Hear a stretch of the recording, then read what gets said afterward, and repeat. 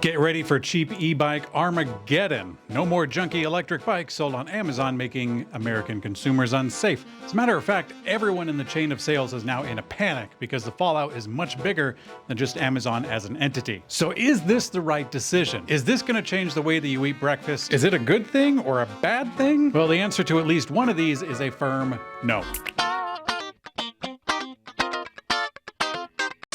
The Consumer Product Safety Commission has decided to hold Amazon liable for selling products that fail to meet federal safety standards. Amazon's been getting away with it thus far by claiming that they are not a distributor or even a seller.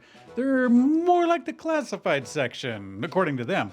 Instead of something that's more understandable and regulated, Amazon preferred to be under the designation of marketplace business model. I thought it was actually rather telling that Amazon didn't even bother to argue that unsafe things were being sold on their site, only that they refuted this business model designation, which must be a lot more important than I realize.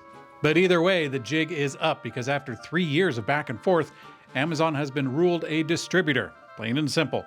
So now Amazon is subject to a host of regulations, but for today's discussion, it's unsafe products sold by third-party sellers that are now under the responsibility of Amazon to be safe for consumers.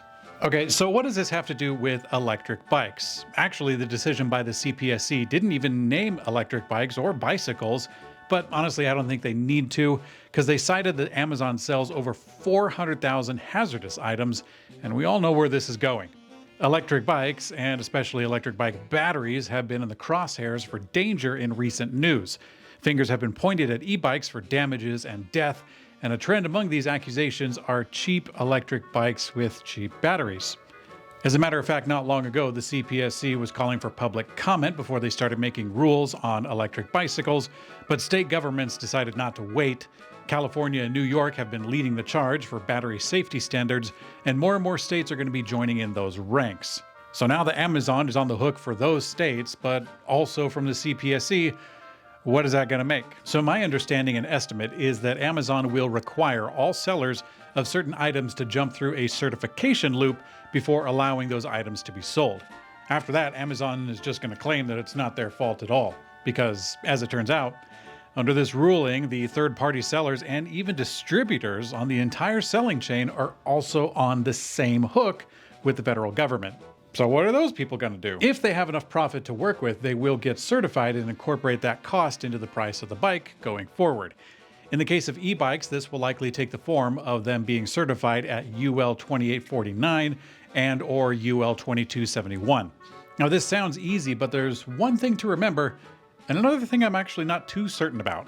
Okay, first thing to remember is that cheap stuff is usually sold at a very thin margin, and in many cases by a skeleton crew that can easily escape recourse. Even the financial and time-consuming hurdle of certifying before a bike can be sold on Amazon, that can be a major deterrent for these kind of small operations. Okay, so number two, if I understand right, these UL certifications are registered for the whole bicycle as a product, not for only the battery. Again, I could be wrong, but if that's the case, the sellers of these cheap things would incur a larger cost if they had to pull down a dangerous bike and then relabel it all over again to a new product to get certified a second time, or however many times. And if that's true, this new ruling will significantly, if not totally, cut down what are essentially spam accounts trying to sell dangerous electric bikes.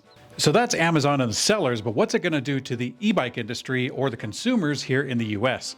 I'm going to be reading your comments, which are below the like button, and if you want to enter them before hearing my opinion, then do so right now.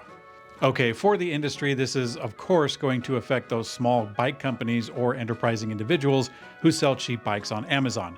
Some of them very well could be looking for a new job as of today. Now, it seems like an easy victory for keeping consumers safe, but there are innocent victims in this situation. I've actually seen it more than once that a small electric bike company will bootstrap their way into the broader market by starting off with a simple bike sold on Amazon. These companies probably use batteries that were fine, but never bothered to get them certified because it's expensive and nobody cared at the time.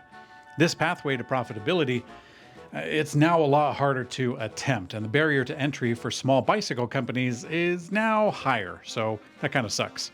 Moving on to the brick and mortar stores, this is actually really good news because With the reduction of cheap electric bikes, there's going to be more local customers who are now compelled to get something at a higher price.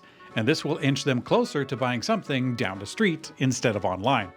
Also, this is going to reduce the frustration in a very common scenario in which the consumer of some cheap bike online winds up waltzing into the local shop asking if they can fix it, and then the local shop has to tell them that their cheap bike is not even worth fixing. I've been there, believe me. So looking at it from the perspective of the consumers, this will drastically reduce, if not totally eliminate, a category of electric bike that's been flying under the radar for a little while. It's basically the cash grab cheap e-bike with over-advertised capabilities and hidden cost reductions. Of course, these bikes will still exist, but they're going to be selling through individual sites and local stores, which is going to be a massive hurdle for these kind of companies. More importantly, the reach or exposure for these companies is squashed. On the downside, one could say that consumer choice is being thinned down because of this ruling, because putting regulatory agencies in charge of wiping options from the largest retail platform, that's indeed going to be reducing options for consumers. In my opinion, for the time being, this is a good decision. In the future, I have no idea what it could become. But at least for right now, most consumers don't know the nuances and hidden risks of cheap electric bikes. Compared to basic products, a cheap phone case doesn't throw people down the road at 20 miles an hour with bad brakes, and an unsafe dinner plate doesn't catch a whole apartment building on fire.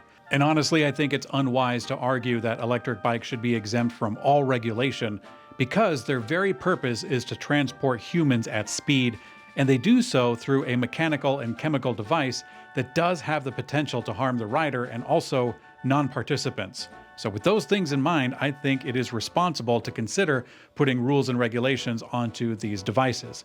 Now, is that a blanket approval for any and all? Absolutely not. I think that we need to approach this with some caution, and especially considering what it could do for the future, one of the caveats that I mentioned before.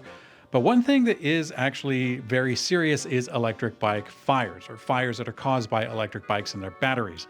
I've actually been looking into this very issue for a while, and I have a lot more that I want to share with you, including a new way to prevent electric bike battery fires that I'm going to be implementing in my own shop. So be sure and subscribe to the channel so that you don't miss it, and you can watch this video about an electric bike fire that did destroy millions of dollars worth of police equipment. I'm Mikey for Blue Monkey Bicycles, and I will see you on the later.